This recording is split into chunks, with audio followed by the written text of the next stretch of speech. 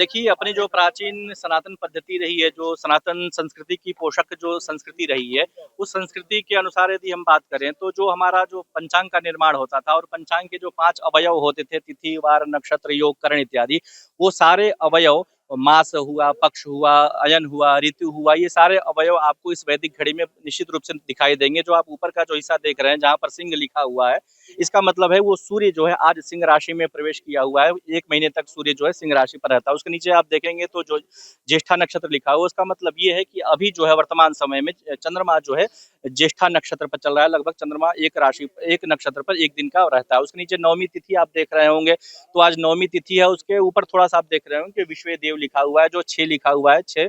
तो प्रत्येक दिन में 15 मुहूर्त होते हैं, प्रत्येक रात्रि में 15 मुहूर्त होते हैं। तो ये दिन का जो छठवां मुहूर्त है और एक मुहूर्त लगभग 48 मिनट का होता है। तो लगभग 48 को यदि हम 5 से गुणा करेंगे, तो उसके बाद जो छठवां आता है, तो आप उसकी जो संज्ञा होती है, जैसे आप लोग अभिजीत मुहूर्त के विषय में समझते हैं, जानते हैं, तो वो 8वां मुहूर्त होता है और छठवां मुहूर्त का जो स्वामी होते हैं, वो होते हैं विश्वदेव। तो वहाँ पर जो लिखा हुआ है, वो विश्वदेव है और उसके नीचे जो छठवां मुहूर्त, फिर उसके बगल में आपको कला लिखी हुई है।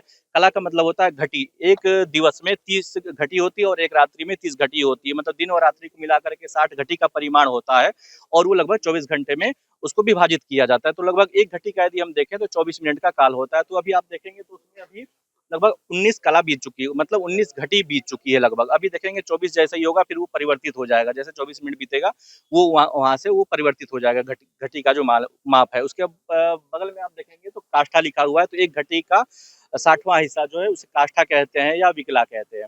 तो ये उसका वो परिमाण है। तो निश्चित रूप से जन सामान्य में एक सकारात्मक संदेश जाएगा। लोग कम से कम इस पटल को देख कर के ये समझ सकेंगे अभी कौन-सा नक्षत्र चल रहा है, कौन-सा मुहूर्त चल रहा है, कौन-सी तिथि चल रही है, कौन-सा योग चल रहा है। और आप हमारे लेफ्ट साइड में देखेंगे तो करण लिखा हुआ है और करण लिखा हुआ है आपको बालव।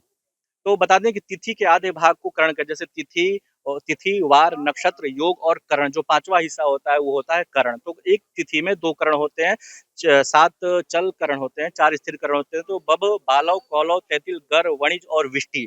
तो ये जो बालव करण है, ये दूसरा करण है। तो प्रत्येक तिथि के अनुसार ये बदलता रहता है। तो अभी दूसरा बालव करण चल रहा है। तो इस प्रकार से जन सामान्य में एक सकारात्मक संदेश है, उसके लिए ये माननीय मुख्यमंत्री जी के द्वारा इस वैदिक घड़ी का लोकार्पण किया गया है। कहाँ-कहाँ लगी है? ये अभी प्राय उज्जैन से शुरुआत इसकी हो चुकी है और सारे देश में धीरे-धीरे, प्रदेश से होते हुए सारे देशों में इसका बहुत ही क्रेज़ धीरे-धीरे बढ़ रहा है, माननीय मुख्यमंत्री जी के सकारात्मक पहल होने के कारण। तो उज्जैन में इसका प्रवर्तन हो चुका है। प्राचीन काल में अपने काशी आप देख लें, दिल्ली का आप जंतर-मंतर देख लें, मथुरा देख लें, उज्जैन देख लें, 5 जगहों पर जयसिंह ने इस तरह की वैदिक घड़ी का और वेधशाला का निर्माण कराया था। तो उज्जैन में तो है ही, उज्जैन के बाद आज मुख्यमंत्री जी के द्वारा पुनः आज भोपाल में ये इसका लोकार्पण किया गया है।